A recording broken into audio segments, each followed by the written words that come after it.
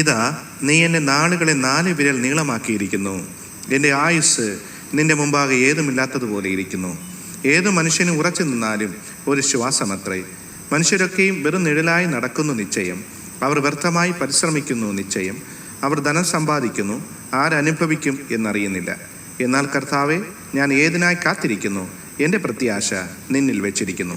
സങ്കീർത്തനങ്ങൾ 39 അധ്യായം 5 മുതൽ 7 വരെയുള്ള വാക്യങ്ങൾ.